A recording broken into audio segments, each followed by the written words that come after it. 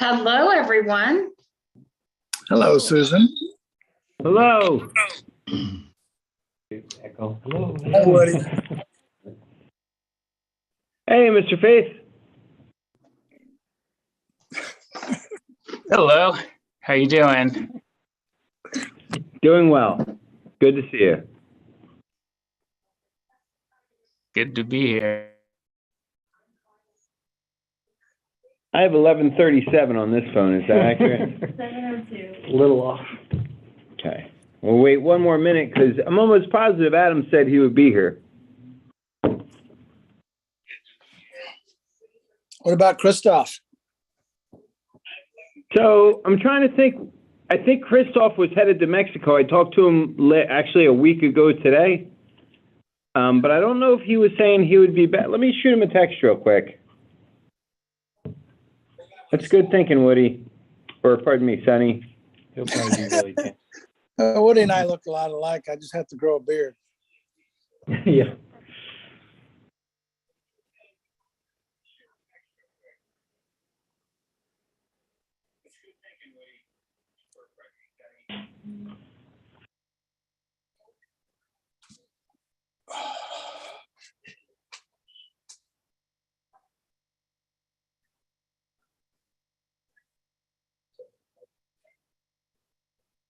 Oh, you did?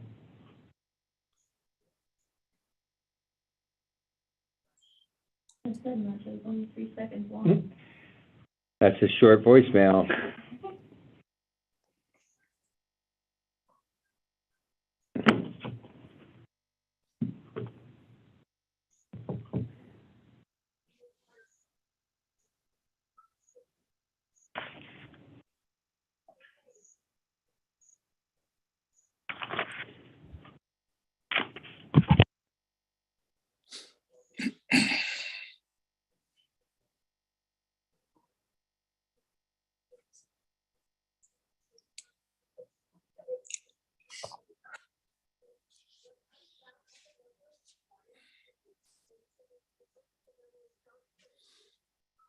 Well, I've got 10:03.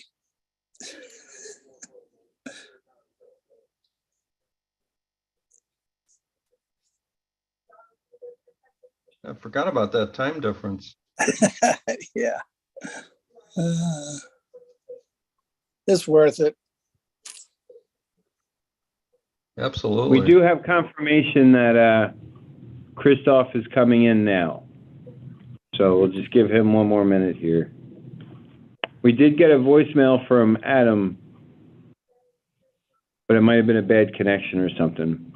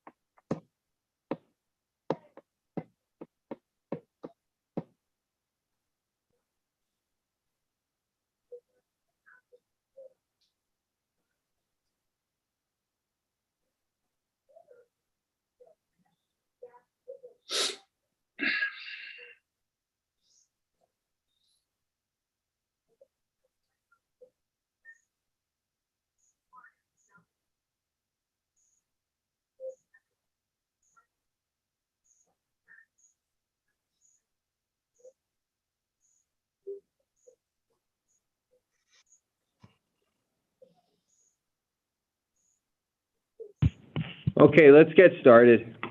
Christoph is in. Hey, Christoph, how's it going?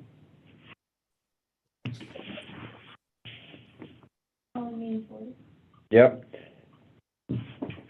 So let's call the meeting to order. Please rise for the Pledge of Allegiance.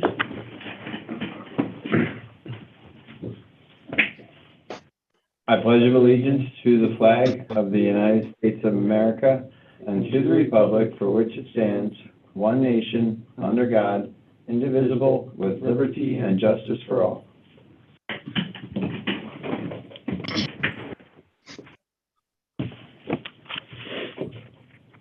Call to the community. This is the time for citizens who would like to address the Recreation Public Grounds Commission on a non-agenda item. Any action taken as a result of public comment will be limited to asking staff to review the matter, asking that the matter be put on a future agenda, or responding to criticism. Do we have anybody there is nobody here for call to the community. Staff reports, Public Works Monthly Report. Presenter, Richard Alvarado, Director of Public Works. Take it away, sir. All right. Good evening, Chairperson Taddy, members of the commission. So with last month's meeting canceled, in your packet, you got past 2 months, you got April and May. So a couple key things. We did have the Arbor Day tree planting, which thank you to the rec staff, as well as members of the commission and family members who joined in that. We got to plant 3 24-inch trees, box trees out there at Turtle Park. So that went well. We did install partitions over there at Aleppo Park. As you know, partitions were vandalized a couple months back.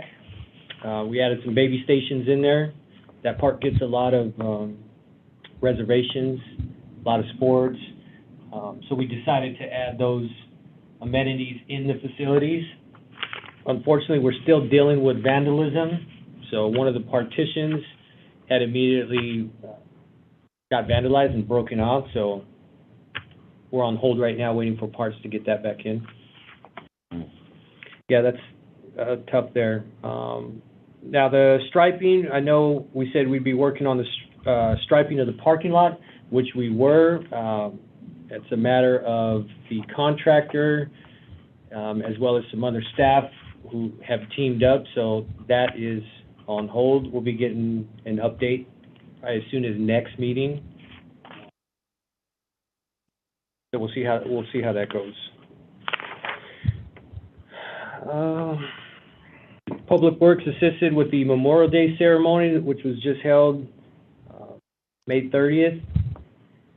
And the Turtle Park construction, the remodel for the restrooms has begun. Initially, it was going to take 4 weeks, an estimated 4 weeks to complete, which is painting the roof up, kind of just sprucing it up a bit to match the Camelback Park restroom as well as the Village Park next to Jackie Robinson baseball field. That schedule has started to take longer due to material deliveries as well as contractors getting sick from COVID. Yeah. Big things is coming up July 5th, which is ahead, West Coast Arborists, beginning July 5th, you'll start to see them out and about starting the annual palm tree trimming.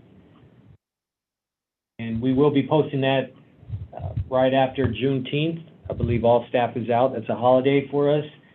So that'll be posted on the website the day after to give residents or anybody who visits the site kind of a fair warning. Normally we get quite a bit of calls well before monsoon season kicks in, June 15th. So the winds will start to kick the, blow the seed pods around. People with pools, they start to call up. So staff will do our part to kind of put that information out there ahead of time for citizens who may have any questions. That's all I got. Unless you guys have any questions on the report, happy to answer. Take it away, sir. On the Turtle Park restroom, so how much longer do you think it's supposed to take to complete? Well, we got this week's is coming around, so I want to say an additional 2 weeks I would give as max. From now? Yeah. We've had some hiccups with that, dealing with the contractor, dealing with some material, some inconsistency with some of that stuff. We're trying to get all these little details taken care of. But I anticipate an additional 2 weeks. Okay. And I believe, Pat, I don't think that hinders anything you got going on as far as sports. I mean, I know that a couple of the fields are reserved for some of these other, like the soccer programs going on. some other field use, but I think we coordinated No, with staff. Turtle, we don't have anything going on there, so. Okay. So that works out great for situations like that. Did you consider putting like a temporary restroom or anything, or is it, I know it's summertime, so I don't know how much demand there is, but is that something you thought about? We thought about that. If there were programs going and we couldn't get that scheduling around, we would have provided a temporary restroom. But before this project began, we made sure to get with the sports coordinator to make sure nothing was going on. So that way we could afford not to put a temporary restroom and then just have it shut down. Makes sense. Yeah, it makes it tough. We do consider that as if there's anything going on where we do got to close the restrooms for a long period of time, we would look to get a temporary restroom in.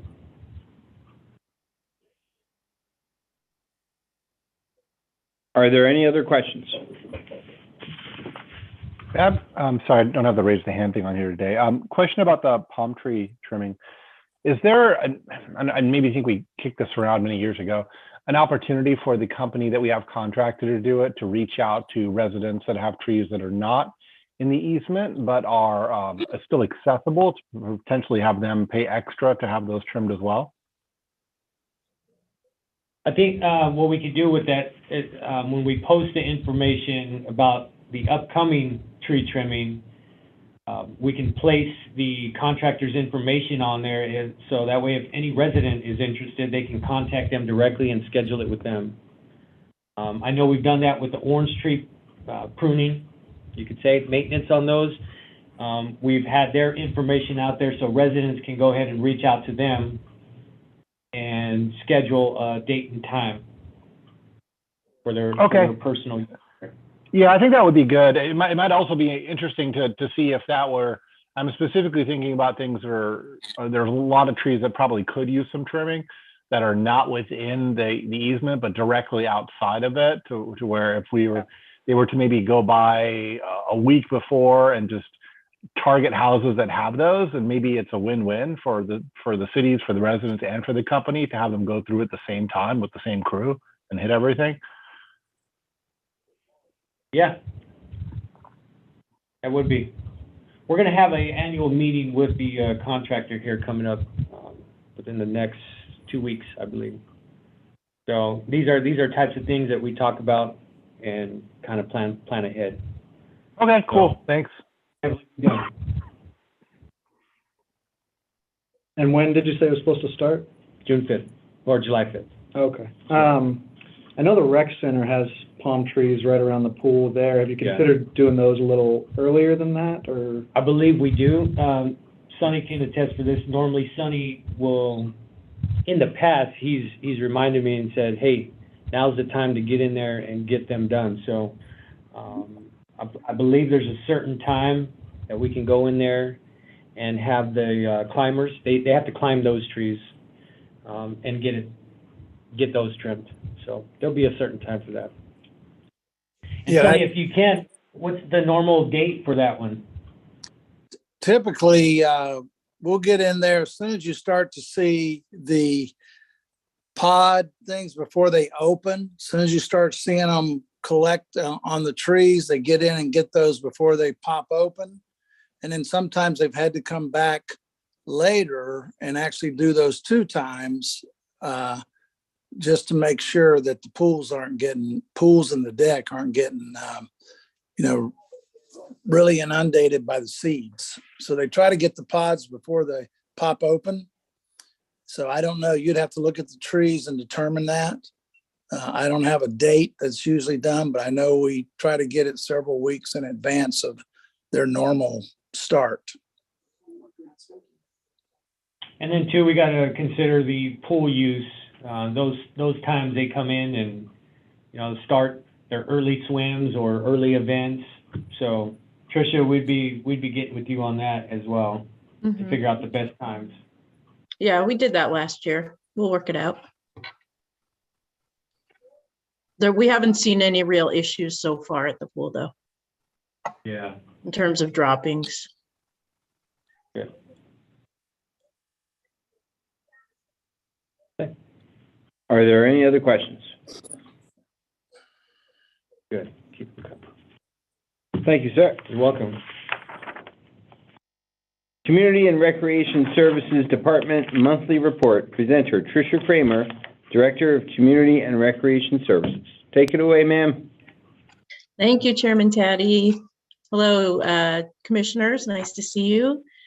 Well, I'm happy to report that the rec center is hopping at the moment. This was the first week of our swim lessons, our preschool summer camp. We had some sporting activities that started this week, which I'm sure Pat can give you details on if anybody wants. But the rec pool itself officially opened Memorial Weekend, May 28th.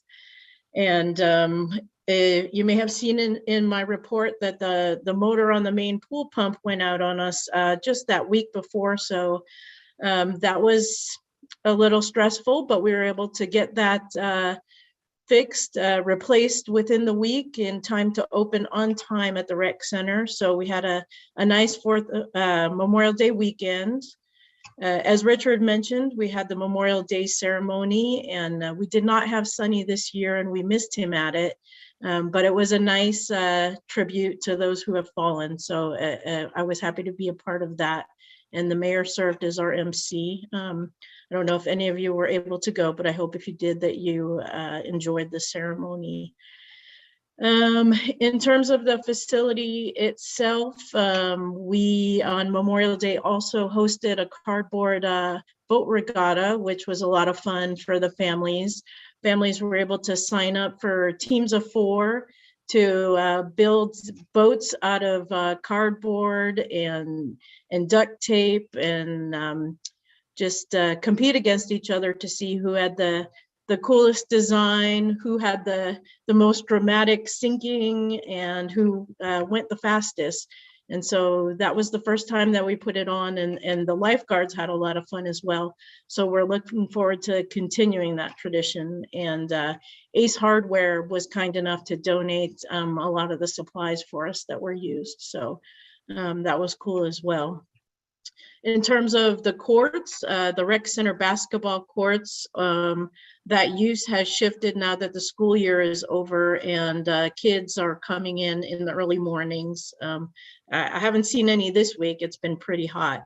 But typically they're still in those small groups of 2 to 4, and it shift from the after school time to those early mornings. So we'll continue to enable the kids to come and do that, and encourage kids to also come swimming throughout the summer as well. Aquatics is going well. We have over 950 registrations so far. We've got more than 180 kids on the swim team, and they had their first swim meet last Friday. It went a little longer than I think everybody anticipated, but being 2 years not having swim meets for COVID, I think it went smoothly overall, just a little longer than they expected. So they're looking forward to a good swim season. And sports are going well. Pat and Jack are doing a great job offering a variety of stuff this summer. So we're carrying forward the clinics that they started last year, those introductory clinics for basketball and t-ball. And as Chairman Taddy mentioned before the meeting, soccer camp was held this week, and he is graciously hosting some of those traveling coaches. So kudos to you for that, and thank you for that, for supporting them and us so that we can put that on each year. Pat, any other input on the sports program that you want to share? I think the only other one was we have that Strong Minds outdoor mini camp, that Camelback. The group that does our running that we worked with did a week-long camp for the youth, and that's held this week, and they had 6 kids registered for that. So the next one's in July, and hoping to get more registered by that time. So yeah, so things are going well and busy at the rec center, which is always fun for us. In terms of special events, we're working with Aquatics to plan our annual Splash Bash on 4th of July. So if you'd love to bring your families out to that, we do all kinds of activities and have patriotic giveaways throughout the day. And then, of course, the Wigwam is hosting Red, White, and Boom that evening from 7 to 8:30, and the fireworks show is immediately following. And the city and the Wigwam co-sponsor the fireworks. So that's what's happening rec-wise, and I'm happy to answer any questions if you have them. Thank you, Tricia.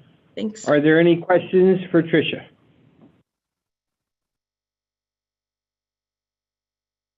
All right.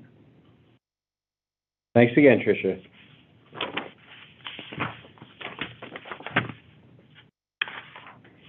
Approval of minutes. Presenter Marissa Romo, Deputy City Clerk. Thank you, Chairman Taddy and Commissioners. The minutes are in your packet. I just need a motion unless you guys have any changes.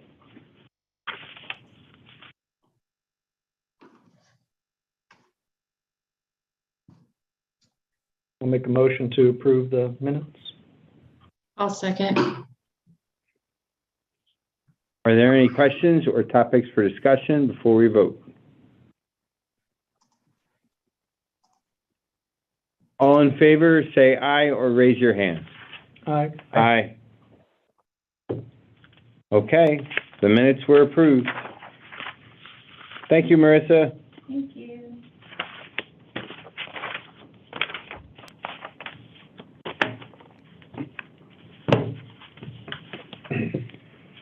Litchfield Square Park Design Update.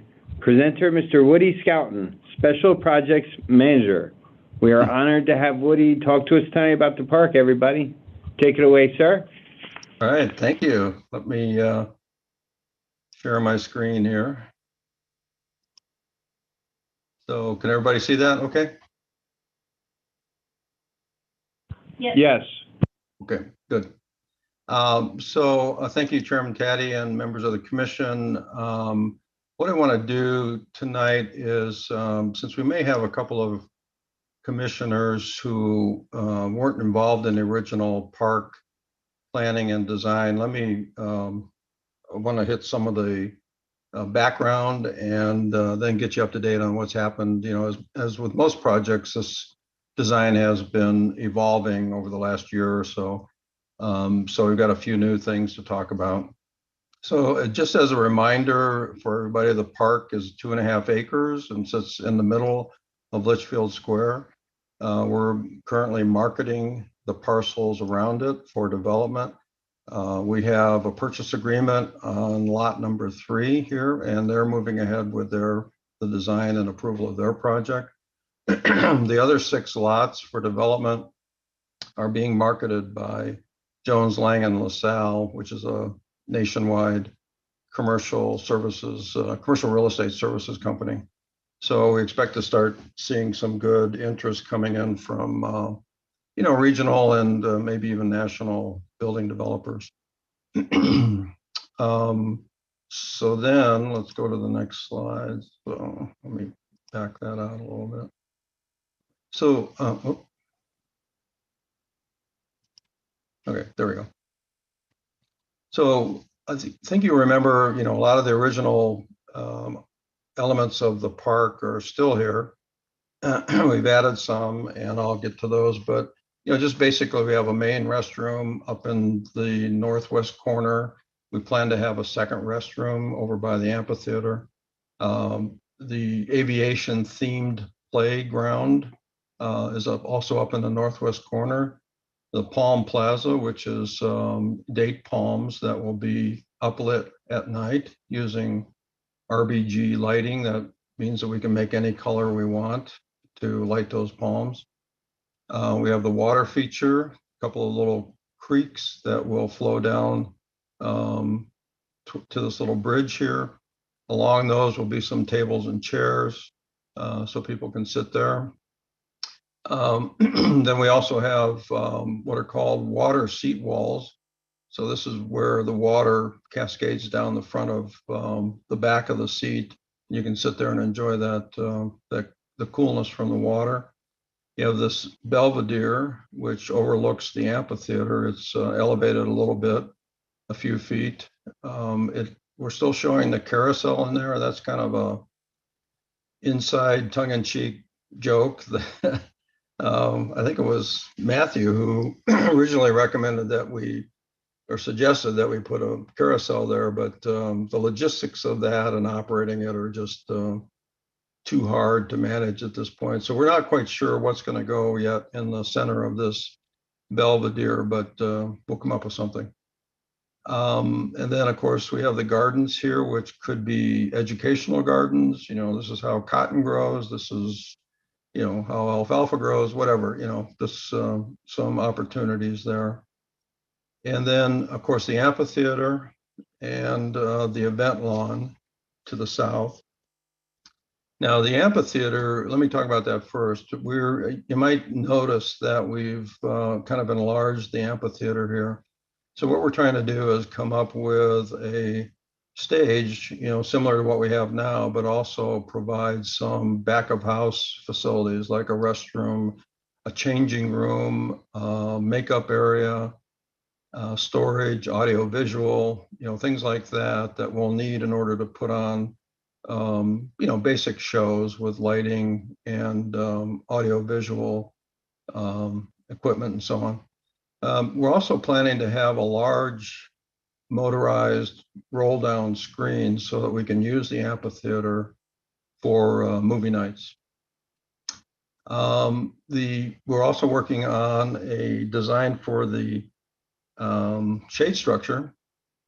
This is not quite accurate. What we'll end up with is a shade structure that will come out over the front of the stage itself. And the reason for that is that, well, there's a couple of reasons. It helps shade the stage, of course, but it also provides a structure on which we can mount lighting to light the performers.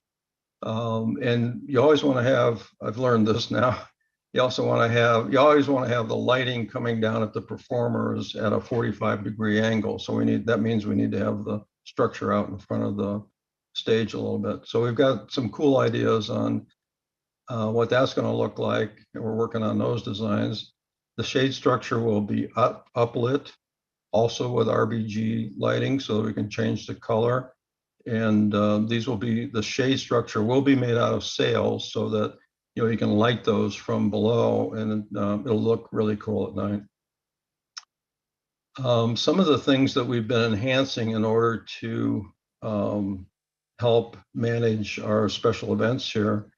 For one thing, we have widened out these sidewalks on the three sides here, the west, south, and east side, to make more room for the tents that vendors will put up here between the trees. What I'd like to do is come back when I have an event, when I have an exhibit that shows how we're going to actually put on an event, not only with the park, but with the surrounding streets. So what we've talked about doing is, I'll just touch on it briefly, is to close these streets on the east, south, and west side to traffic, and then allow the events to occur in the streets as well as in the park. And that way we can accommodate the 200 or so vendors that commonly come to one of our special events. So I'll come back when we have that exhibit finished and go through that with you in more detail. So the other thing that we've done is widen this promenade, this portion of the promenade here.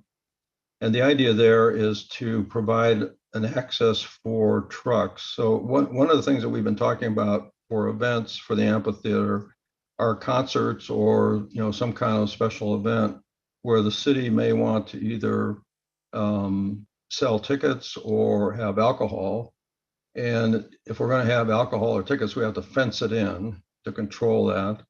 And this widened promenade here gives us the ability to bring in a couple of trucks, beer trucks or, food trucks or whatever they might be, and surround that with fencing so that we can control that. Same thing with, if we had a ticketed event, we could control the access to the amphitheater. The fencing will not be installed at this point. It will be temporary fencing because we don't think we're going to have that many events at the outset anyway. Eventually, permanent fencing could be installed. I think you're all aware that we had planned on converting, we have this angled parking along the three sides of the park. And we thought about converting that from time to time into food truck parking areas. So we could have a big food truck event here. And so what we're doing to encourage that or to allow that is we're providing 220 volt outlets along all three sides of the park so that the food trucks can pull in, plug into an outlet and do their thing.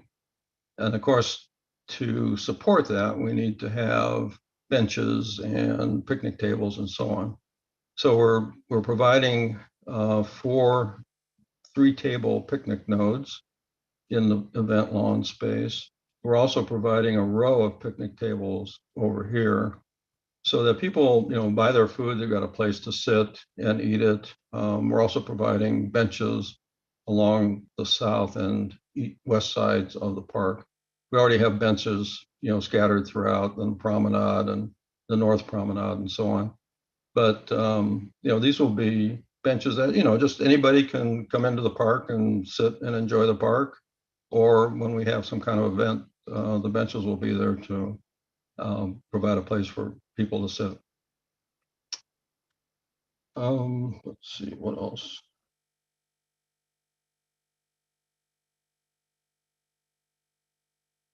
One of the things that came up, in fact, it was on your original list of things you wanted to see in the park, were checkerboard tables. So we went through the working group with that, and they said, we don't know to what extent those are going to be in demand. So why don't we start out with a few and see where it goes from there? We can always add them later. So we placed 3. And let me kind of zoom in a little bit here so you can see them. We placed 3 of those tables right in here between the palm trees. The idea is that they're fairly close to the promenade and don't necessarily clog up the plaza itself. Okay, so let me go back out here.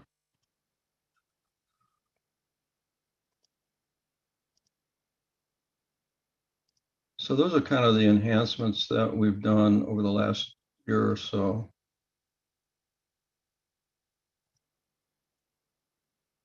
I also wanted to talk a little bit about the main restroom because I don't know if you have seen that in its final form yet. So the main restroom ended up being kind of, Central Park here. I mean, it's going to serve several purposes. So we have the men's, women's. We have an equipment room here, which is primarily for the water feature with the pumps and so on, pumps and water treatment. We have a unit, or what do you call it? It's a family changing room, a family restroom with changing tables and so on. In the janitor's closet. And this is our electronics room where we have the internet service for the Wi-Fi. And that, I don't know if I mentioned that or not, but we're providing free public Wi-Fi throughout the park. So that we decided to split it in 2 with a breezeway through the middle of it so that people could access it from both sides to make it easier to get into it. Now that presents a bit of a security issue. So we've got gates at each end that will be closed at night and locked at night. Try to keep that secure. And on the right-hand side are some elevation views of what the main restroom will look like from an architectural standpoint. One of the other features that we're providing in the park are power pedestals. And you can see the purple dots here. That's where they'll be located. Now, a power pedestal is basically a place where you can plug in, 110 volt device like a charger for your phone, but they'll also have USB ports. So if you're sitting at this bench here, you can plug your device in and charge it while you're using it. So I think we've got, let's see, 1, 2, 3, 4, 5, 6, 7, 8, 9, 10 of those. And those are things that we could add later if there's more of a demand for them, but we wanted to start out with that concept. And then some of the imagery of the furniture and other things that we're talking about. So here's your chess and checker tables. These are some of the options that we're looking at. This one uses recycled plastic. This one, the same thing. This is a metal one. These are benches that we've already picked for the park and inside other places of the park, but we're going to add quite a few additional benches throughout the park. This is the power pedestal that I talked about. It's less than 3 feet tall. And it has a little door on the side. You open the door and you can plug in your device there. The picnic tables that we're going to use now, we're going to use a lighter color than black on the picnic tables for obvious reasons. But one of the things that our research has shown and our consultant is recommending is that they be bolted down because they do walk off from time to time. So this is the concept of the picnic tables that we'll be using. And then I don't think I mentioned it very well. Let me go back to. So one of the things that we need to do is at this location is to have bollards.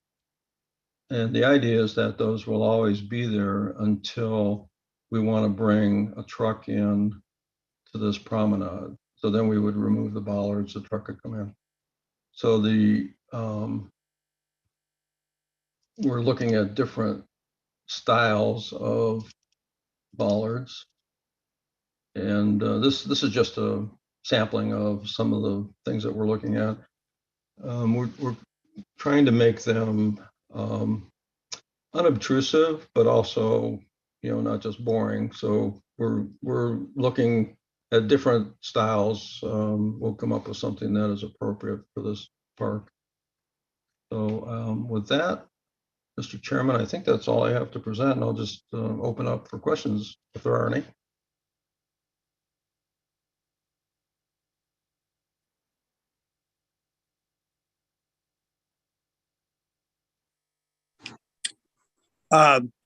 Chairman Dottie, I have a question.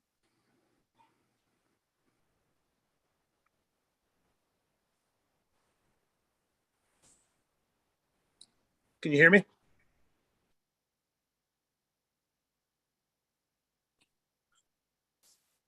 We can hear you. I can hear you. Okay, so I don't think this is a question No, for Woody. I'm not sure if they can hear you. I can hear. All right. I can hear. So I don't think this question is so much for Woody, but maybe something that Sonny, you can take back to the powers that be. This is amazing, Woody. I'm blown away by this. We're getting an increasing homeless problem in the area. And what is our city's policies on vagrancy, especially in a park like this where a vagrant can go and put up a tent next to a power source and make a bed out of a bench and things like that? Yeah, I'm probably not the right person to answer that, but I would think that that we wouldn't want vagrants living in our public park. I don't know what the policy is, to be honest with you, but I would think that a couple of things. First of all, this is going to be a very, very busy place during the day and probably well into the night.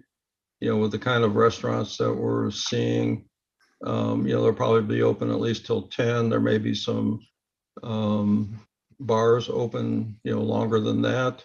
So there'll be a lot of people around late into the evening, but Yeah, I mean, that doesn't mean somebody couldn't come in the middle of the night and, set up shop and use our power supply. Now, one of the things that we are looking at on the power pedestal is a lockable open a door on it, but that's kind of having to have somebody come around and unlock the doors every morning. It's probably too much work, probably not justified. I guess, So- my question is, we've all seen within miles of here, where people are starting to set up tent cities and stuff like that. And they don't care if there's restaurants or bars or people around. And so, Sonny, what is our city's policy on vagrancy? Well, the only thing I can say on that is what we have for our other parks.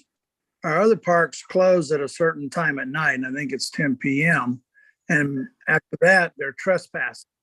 Perfect. Okay, that solves that part. I don't know if that's going to fit this park. There might have to be some special regulations for this park. As Woody mentioned, there's some of the restaurants and stuff will stay open beyond that time. So that's a good question you bring up, and something for Woody to take back to the powers that be. It's so beautiful. I just know that if I was homeless, that's where I would want to live. So, all right, I will. I'll take that to the powers that be and see what Thank happens. You're welcome. Thank you, Commissioner Schwartz.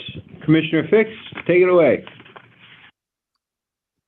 Thank you, and thank you for this awesome presentation, Woody. It's so exciting to see this thing come together. I too was going to ask questions that Adam had already asked. I think perhaps maybe if the power thing becomes a problem, we could somehow put a timer on it that it shuts down when the park shuts down.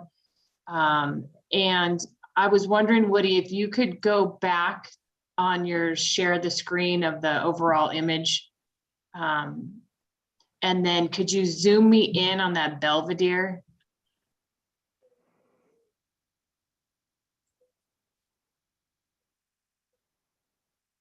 So this may be very trivial, but from the very, very beginning, my little heart was set on having somewhere within this park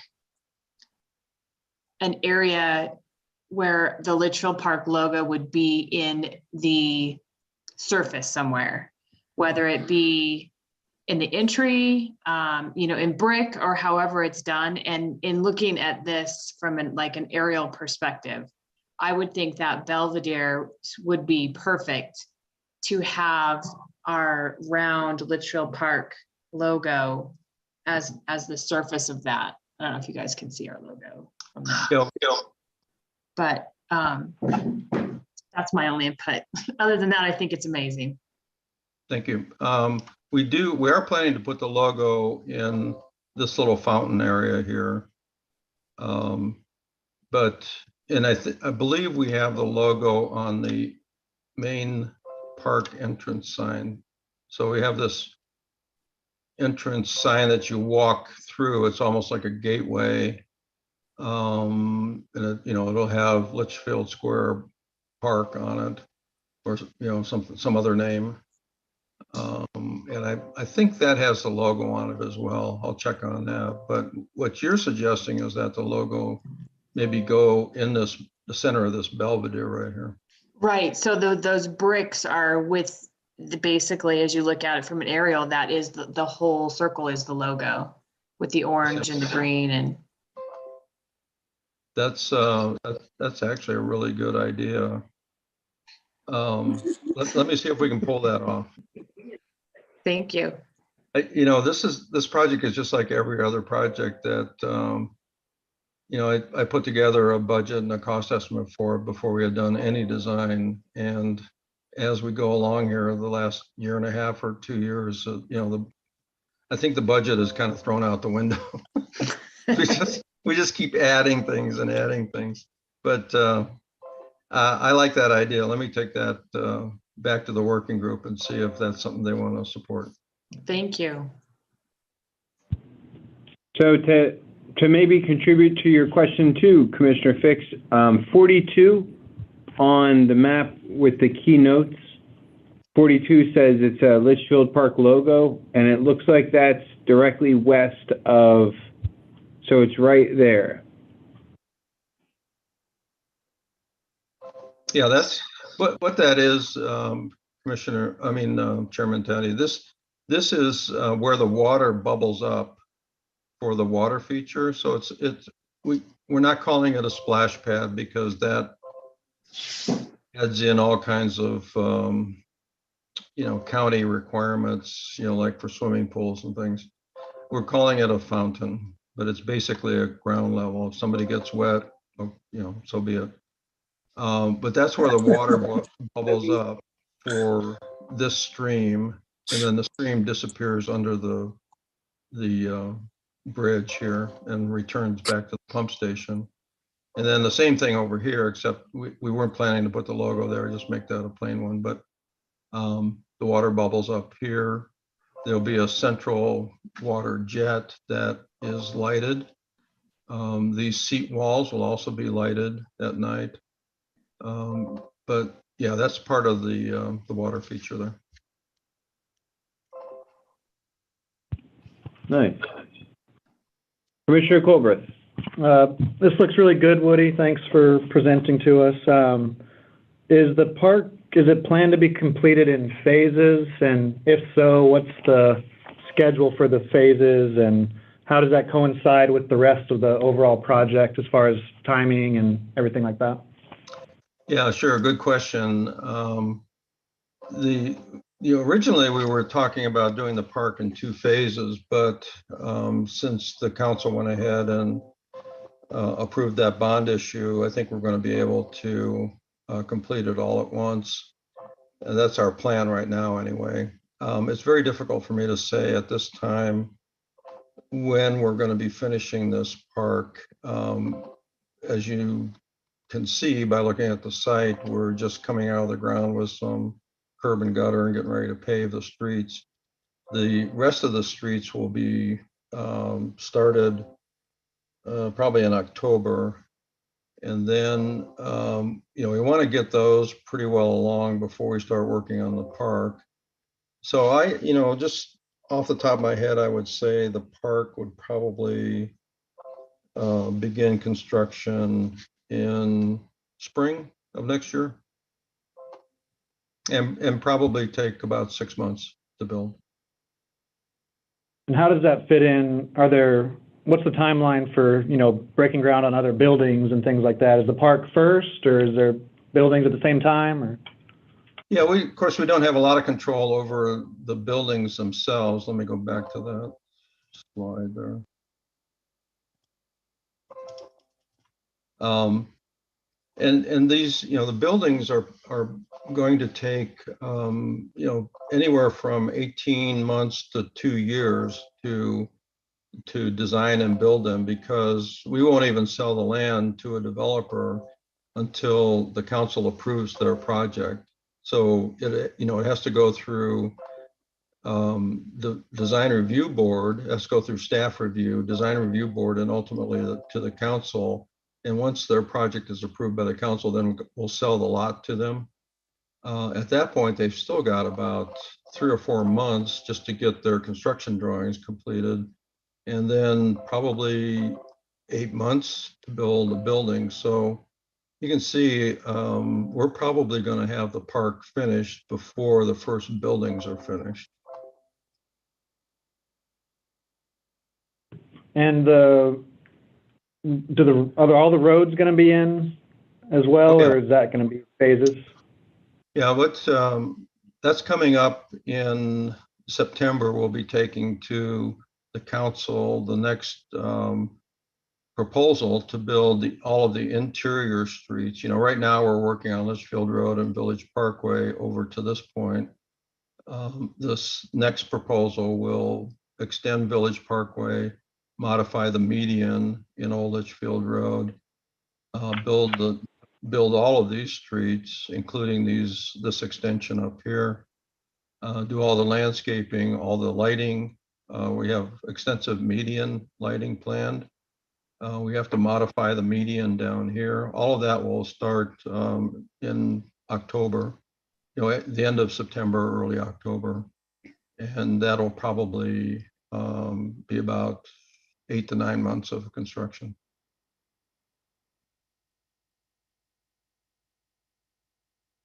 Did I answer your question? Yes, you did. Thank you. Okay, good.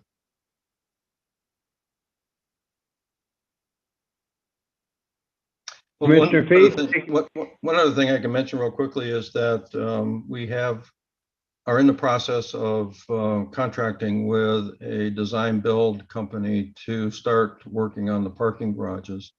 So if we're very successful with this project and attract, all the development and tenants that we're expecting, that we hope, we'll end up needing something like 1,250, maybe 1,300 spaces in parking garages.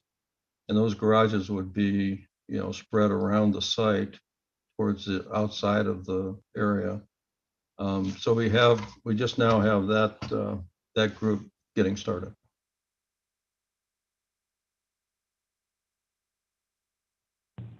Thank you, Woody. Commissioner Faith? Yes, I've got mostly some comments here. Overall, I think the plan is great, and I really like the layout, the features, and how it's sort of evolved with the new additions. I do want to comment with the middle being a road now, the chess tables do seem like they could get in the way. And maybe it would make more sense to just have them over with the other tables or in place of the tables near the yellow trees in the middle near the water feature. So you're referring to my comment about bringing trucks in on this promenade? Right. If there Yeah. there was like, food trucks or setting up tents or something there. Between the trees.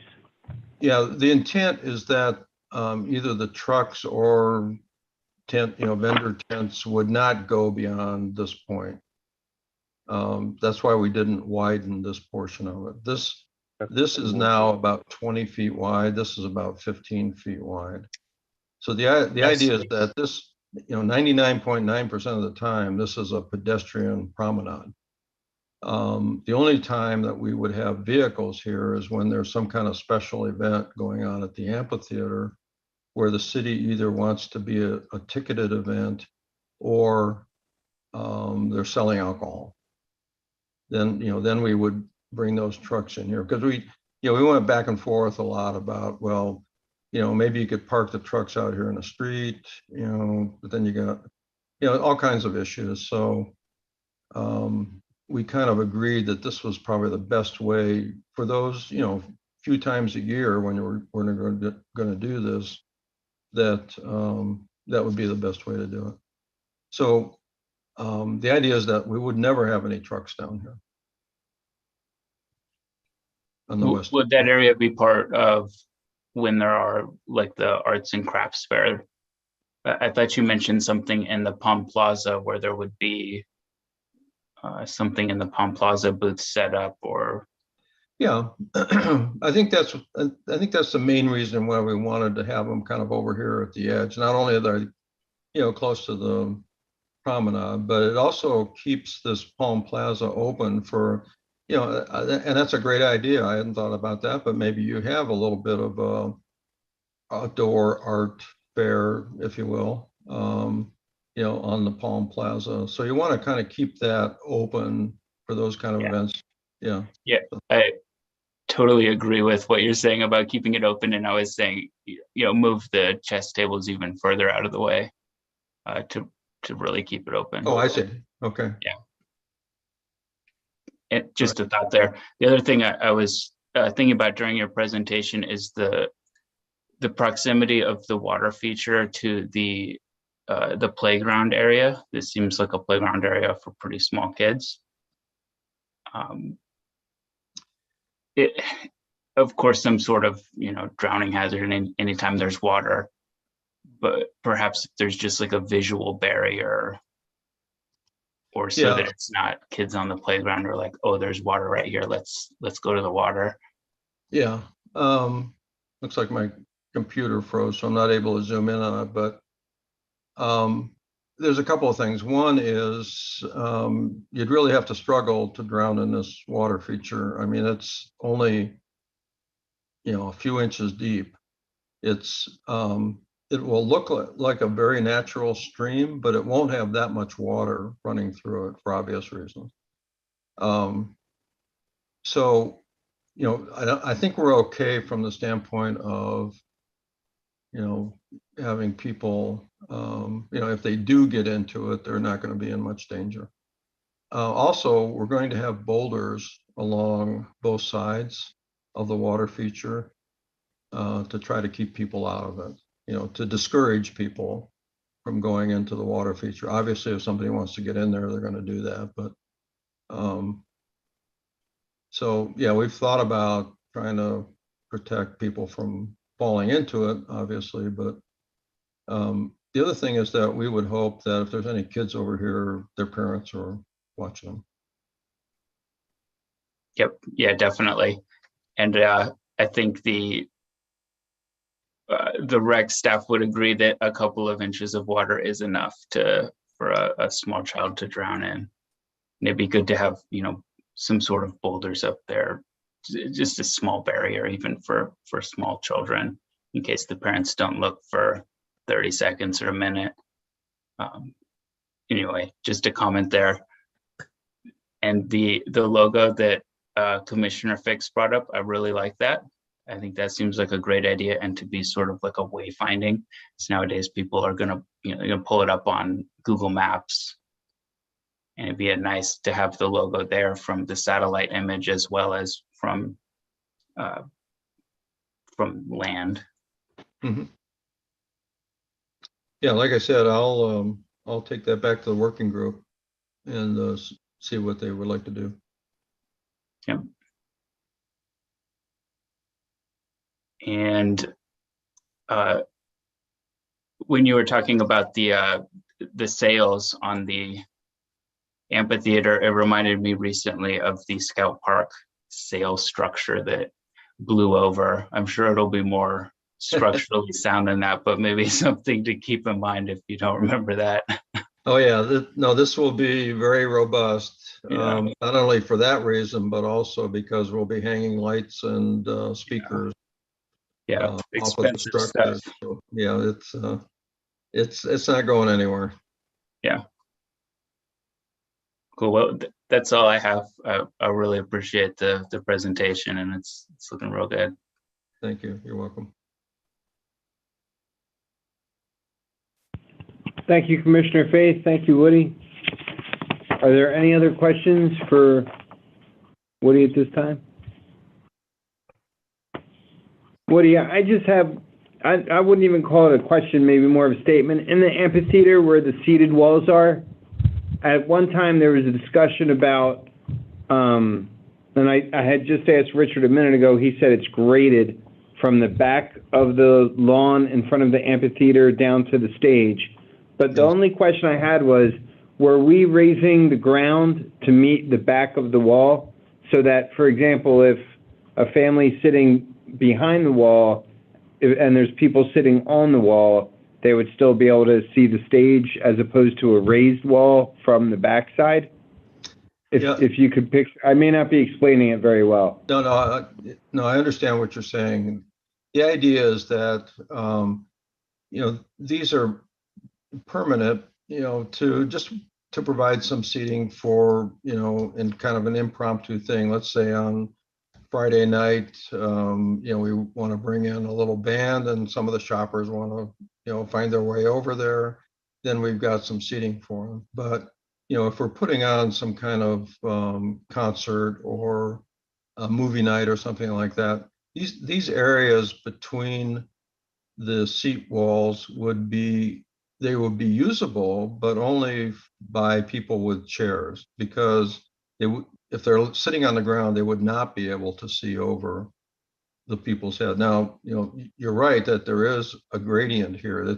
This goes from about here, it goes down 4 feet into the amphitheater.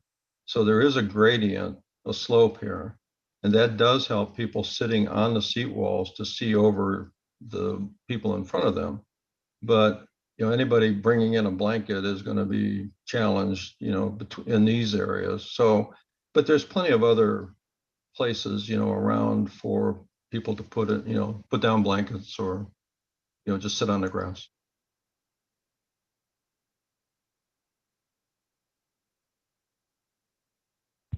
Thank you for that, Woody. You're welcome. Are there any other questions?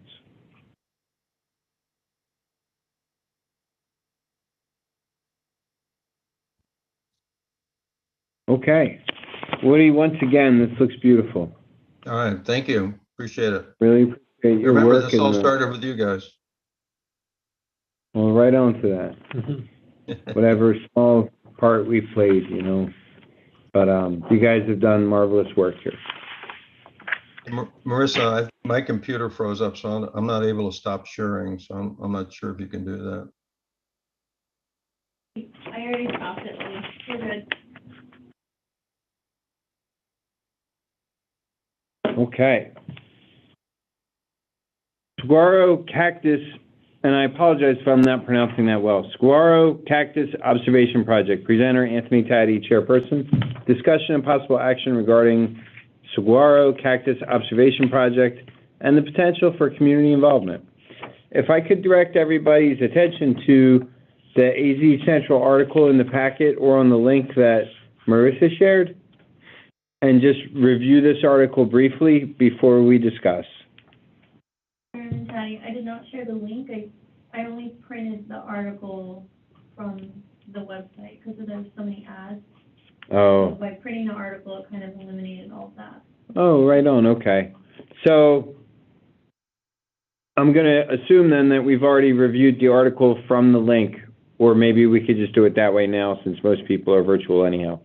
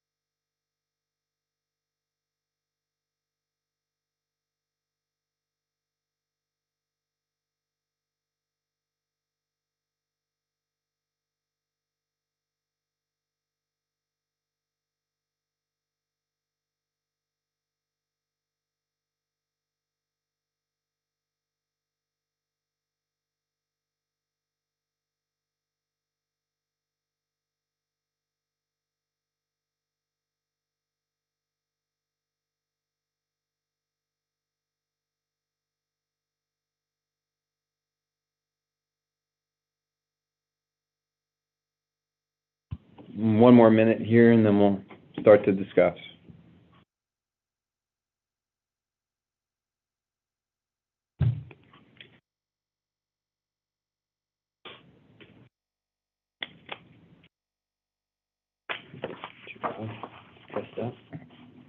It was Count Rockula. Count Rockula. Named Rocky.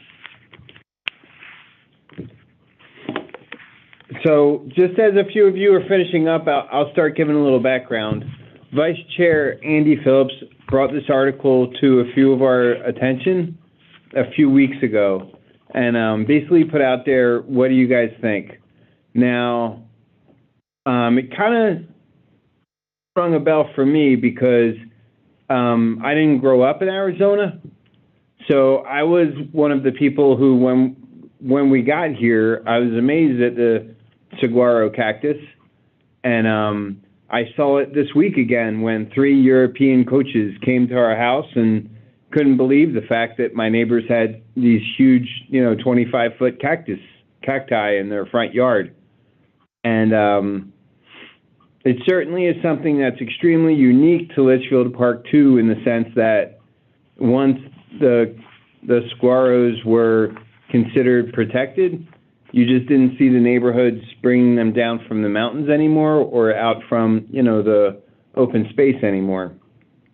So what the Desert Botanical Garden is trying to do is reach out to the residents of the Phoenix area to join through this app, to join the efforts in observing and cataloging the saguaro cacti. What are your thoughts after reading the article and kind of hearing how this all got started?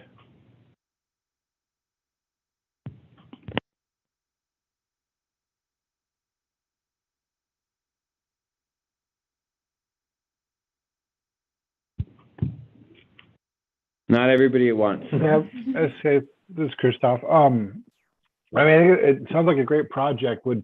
I'm trying to think like what would our involvement besides acting as individuals, or B, encouraging the community to participate in this, and maybe it is those two things, right? And suggesting that this be highlighted in the city line as well.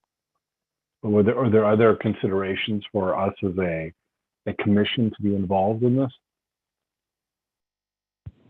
So, that you're right on the money. How would we recommend? Is it social media? Is it the city line? Is it perhaps a promotional short Facebook video? I mean, there's a lot of different little options that we could probably do, but that's why we kind of left it open-ended, just because there are so many different options and ideas we probably could come up with as a team to encourage the residents of Litchfield Park to kind of get into this.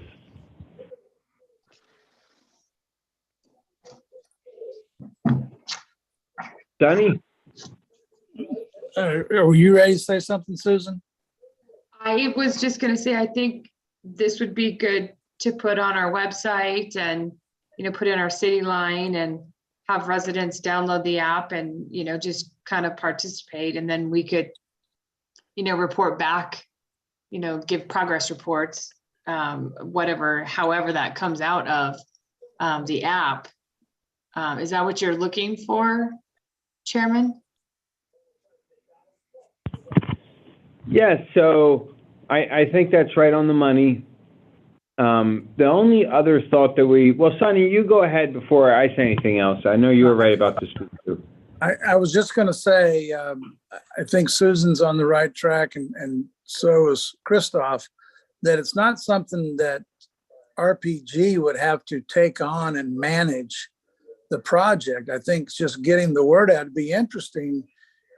Like if I were Public Works and Richard and even the community, be interesting to know how many saguaro cacti do we have in the city of Litchfield Park, and what are the heights and dimensions. And they even talk about that if you would allow them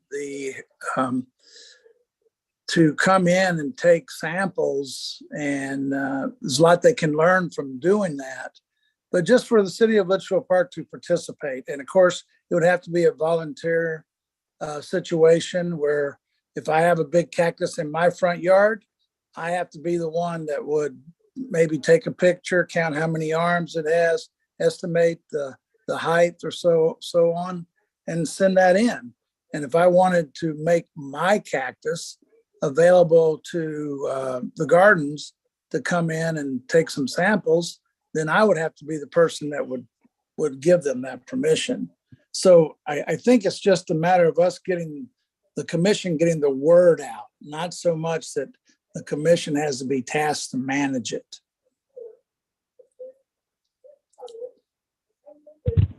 Tricia? I just want to say, I think before we do anything, though, you should double check, because the bottom of this article says that the census was running through the end of May.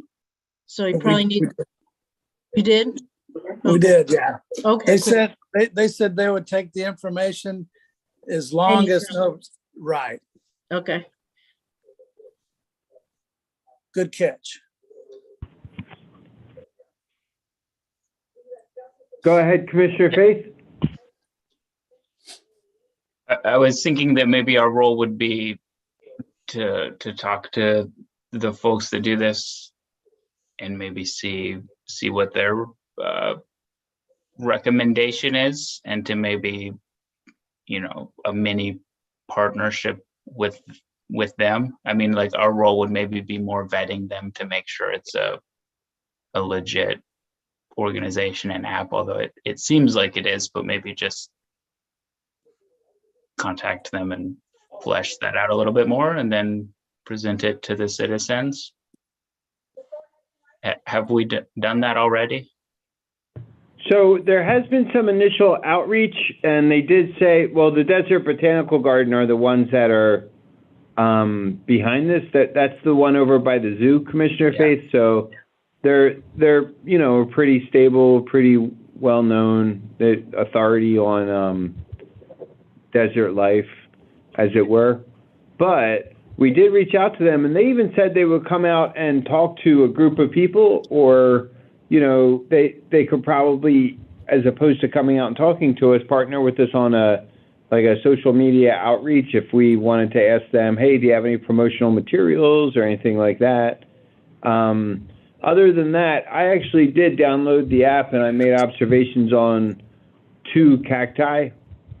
And, you know, it gets entered straight from your phone. It's a relatively easy process, straight from your phone to their database. And, you know, other people can look at the pictures that you submitted and can also, oh, yeah, that's, you know, what we're looking for, kind of thing. And it pings it. So you put on, like any app would ask you, allow location settings. So you allow once, and it pings that cactus or those cacti that you're observing. Does that make sense?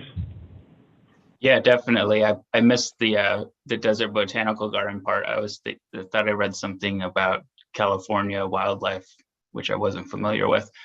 But yeah, that definitely seems more appealing to have it be the local botanical garden. And maybe it's something that Tricia could make, like a kids program, or somehow do that, get the kids involved in the summer program. Just a thought. So the idea of contacting science teachers or potentially groups like National Honor Society, you know, the different groups that have volunteered with us before from local schools, has certainly, it's something I think about, because I think that, number one, kids just seem to be more tech savvy than adults on the whole, and that's no offense to any adults on the call. But number two, I could see, like, just thinking about my kids and just talking to them about this project, I could see this being something that would kind of get them thinking, like, hey, you know, maybe this is going to help protect these cacti. Oh, I'm sorry, Marissa? Can you guys hear me okay? I'm sitting over here. Okay. My thought is that if it requires location and for you to pin it, if the cacti are on private property, maybe that resident, you know, you're not really sure if they are going to allow you to pin something on their yard or, you know, on their property on this app without, and we would probably have to have their permission. So if we had community involvement, that's perfect, but I would assume that they should only be pinning trees that are on city property. So if you're not, for example, if you've pinged or pinned a cacti without a name of who owns that property, but you're saying there is a cacti right here, is there a different, I mean, is that something we should check out? Probably, yeah. I don't know enough information about the program and, you know, what it requires. I don't know, but just a thought that we probably should involve the homeowner if it's on in their yard. So is that Sunny and Marissa, is that something we could just ask the city to look into for us? And Richard? Actually, I think Marissa's right. It's going to have to be the property owner that is willing to send their information in. So we need to reach out to the city, and anyone that has that in their yard, front yard, side yard, on their property, we want to entice them to participate by, you know, sending the picture, doing whatever the form that the botanical garden has for you to fill out. So we can make the form available, we can make information available on how they would participate. And I don't think we should be going around taking pictures of other people's cactus and pinning it and sending it in. I think she's right about that. Yeah, Go ahead, Richard. it would, So, great point on that. It sounds like a couple of you guys are on the right track as far as like posting it on the website to get the community involved, as far as putting it out there, like residents, you know, the city. It's not a city project, but if they wanted to be involved in counting their saguaros, and to Marissa's point, they would be able to download their app, be involved. I mean, there's probably a few that would take a picture and fill everything out, and then those cacti would be pinned or pinged through their phone, and they would have that app. So all that information would be there. But as far as like other volunteer projects and things like that, whoever volunteers would have to use their phone. They download the app, and they can come out and ping some of the cacti in our right-of-way as a volunteer, or volunteering for that organization. And city's cacti would be, you know, logged in, but not through the city, but through the volunteers. And the volunteers would not, to your point, take pictures or ping any of the residents' cactus. It would only be in Public our ground. right-of-ways, our public right-of-ways. So 2 ways of doing it. Because not all residents are going to download the app and ping their cactus, you know? That's what I'm wondering. I'm wondering if the downloading of the app is a deterrent for participation, whereas the people who would download the app. I think so. I think a lot of times, you know, people are, you know, skeptical about always downloading things or knowing of their location, and it's just the nature of people. Yeah. So some will but be I said very you could do involved. it online without the app, or no? Wait. Say again, Commissioner Faith? Can you do it online without the app? I don't believe so. It's through the app, but that might be something to check out too. Maybe in partnering with the Desert Botanical Garden, there's some way to get to the end without necessarily the app, to make the observations on the cacti without having to use an app. So like get GPS coordinates, like say somebody, volunteer goes out, gets their map out, gets the coordinates, they log the coordinates and the information, and then it can be emailed in, and then the botanical garden can go from there. Marissa? You had mentioned that the gardens would come out and take samples of the tree, maybe if the resident made contact with them directly and said, I have several or one in my yard, you guys can come out, they may not have to do the whole app process. And if they're giving the Desert Botanical Garden permission to come out, essentially the garden can log those plants. As opposed to us needing to. Yeah. That's a great idea too. So that would be the result of a conversation with the Desert Botanical Garden. So, and those conversations will take place, certainly. Sunny, would we direct the city to like reach out to them, or is it okay for Vice Chair Andy and I to continue? I think the commission can do that. Yeah, commission can do that. Okay, and then do we have a recommendation now? Would we be recommending to share this on social media with perhaps like a, promotional video or something, whatever the case? May I ask a question, Chairman? Of course, Commissioner Fix. I'm wondering if we can't make this a bigger project in the sense that have the botanical gardens, possibly come out and do a lecture or a gardening in the desert or keeping your cactus healthy, seminar in our library. I know I've attended one long ago about gardening in the desert, but perhaps we could tie that in, that residents could, because then you're engaging the residents in more than just saving those cactus, or the saguaros, but saving, the rest of their cactus throughout the summer. We could maybe tie those two in together.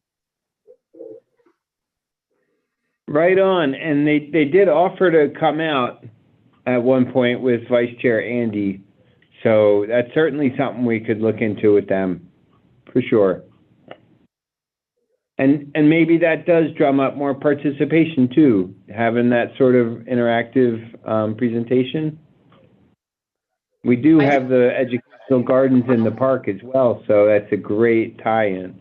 Well, my thought was if somebody truly downloaded the app and sent the data into the botanical gardens, then they could then present the data to the community at the library, on a, like a class type thing. This is the data we have, and this is what you can do to help save your cactus and whatnot. Just thought. Oh, right on. Almost like a couple of, you could do it in a couple of waves, right? You could have a pre and a post. For sure. Assuming, that's, they're okay with that too, which it seemed like they were.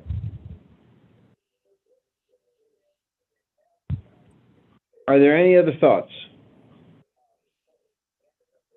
So Sunny, back to my question, how would we then be recommending like the social media? Do we have to move to do that? Does somebody have to move to recommend a social media sharing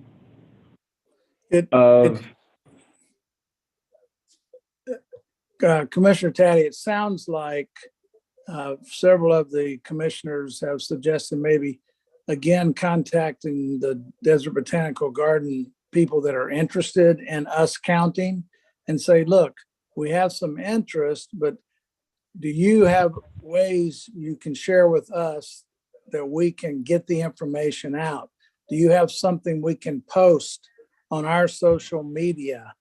In other words, find a little bit more information out from them and say, look, we're interested, but we don't know how to go about it.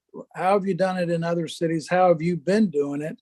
Because as Tricia pointed out, their initial guidance was they wanted to get information by the end of May. Well, have they gotten any from other places, and how was it, acquired? So I think before you have a whole lot of motions and stuff tonight, if there's a couple people that are interested, I know Andy was, but couldn't be here, that maybe a couple people can take it on before the next meeting to contact the Botanical Garden and maybe have some suggestions on how it can be done at your next meeting.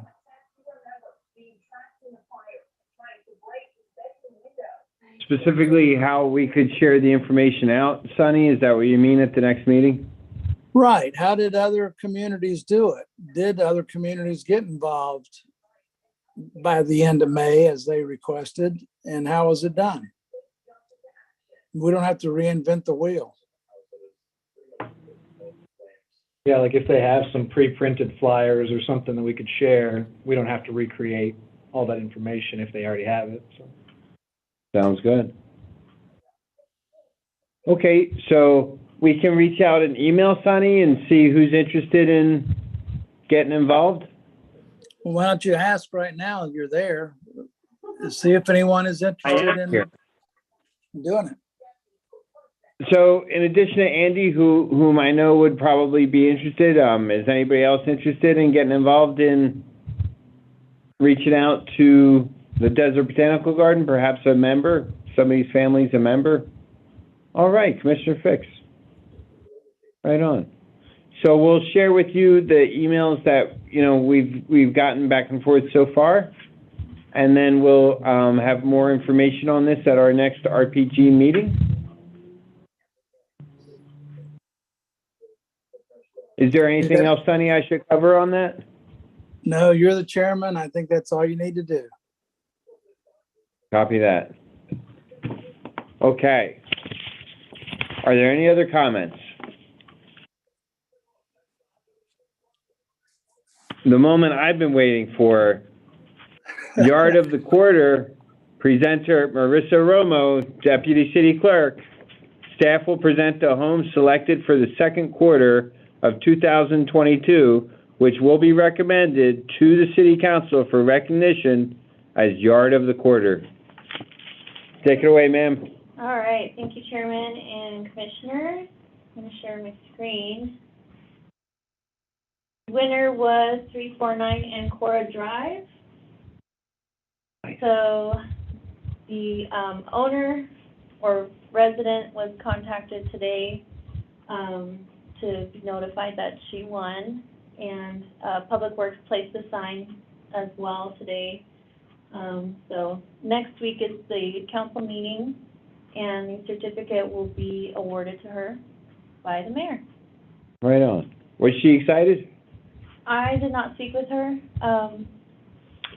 She actually was. Right on. So they're residents who just moved in to the city. They were shocked, like, oh, we won. And, you know, they're very nice.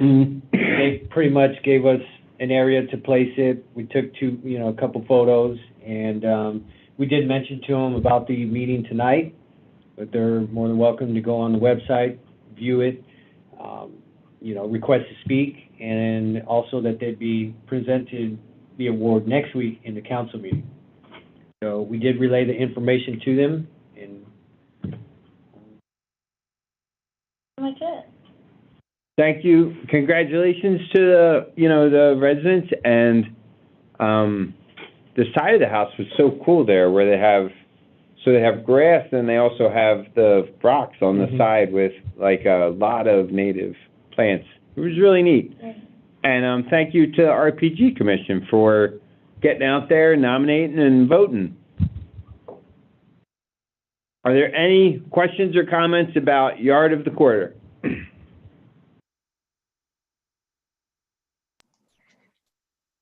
I have a comment. So, I'm sorry. Go ahead, ma'am. Commissioner Fix.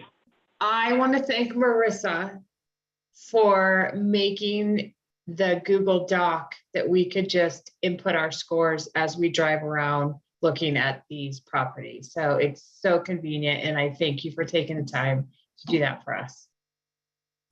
No problem. I try to arrange it to where the homes are kind of like in one smooth drive, so you're not going back and forth, so. Thank you for that. You're awesome. Thank you. It is. Thank you.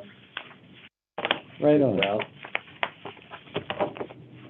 So, Sonny, I don't believe we have any topics for referral to City Council, correct? Just the order. Oh, pardon me. Do we need a motion for that?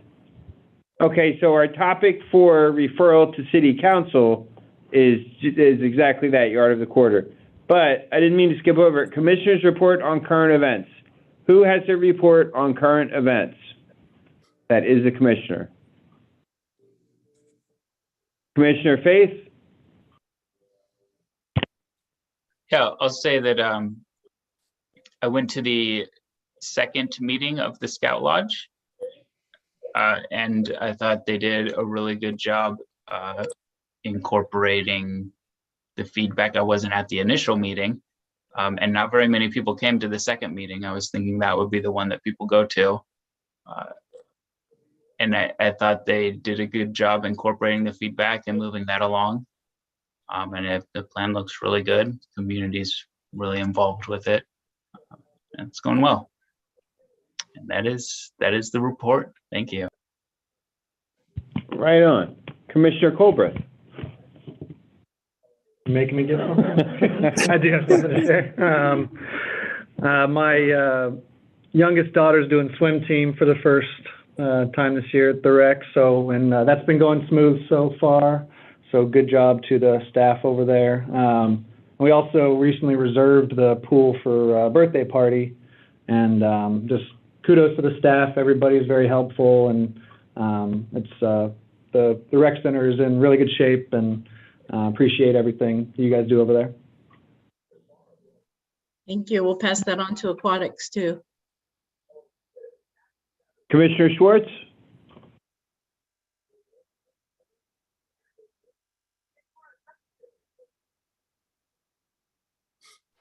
Hi there, guys. My youngest is doing swim team. They had a good time at the tree planting last month. I don't know if I got to report on that last month. That was interesting, informative, and excited to see those trees grow at Turtle Park. And that's about all I got.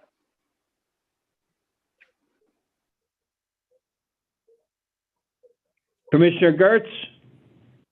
No updates this time. Commissioner Fix?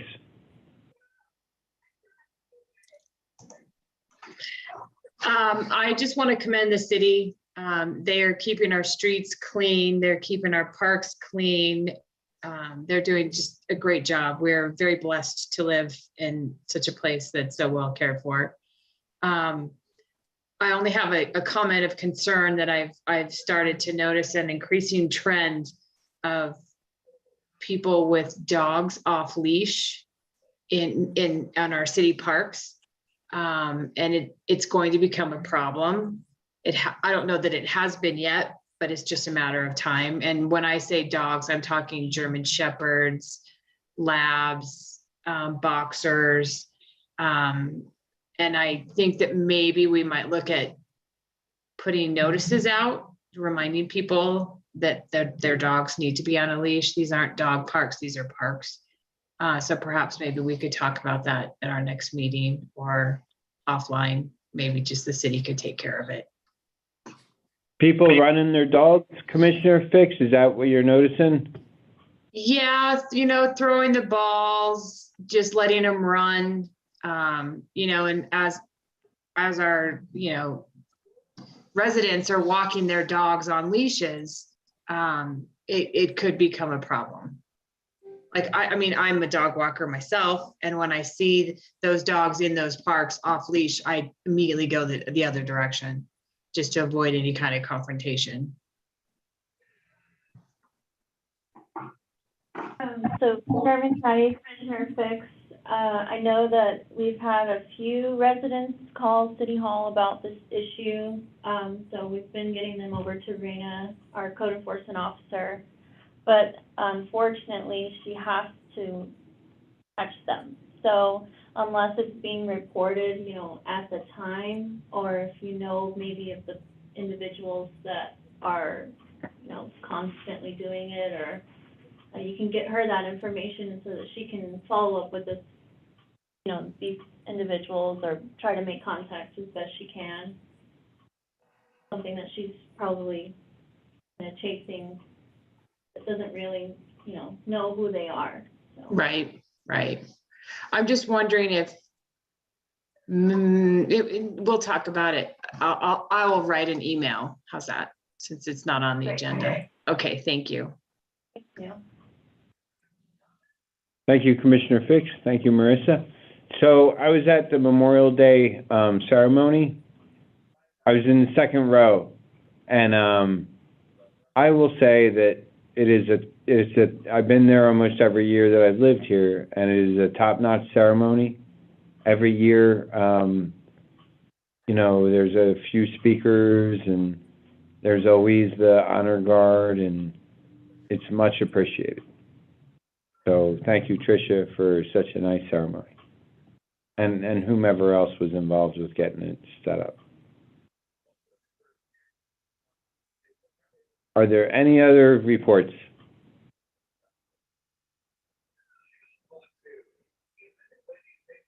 Okay, that only leaves one last thing.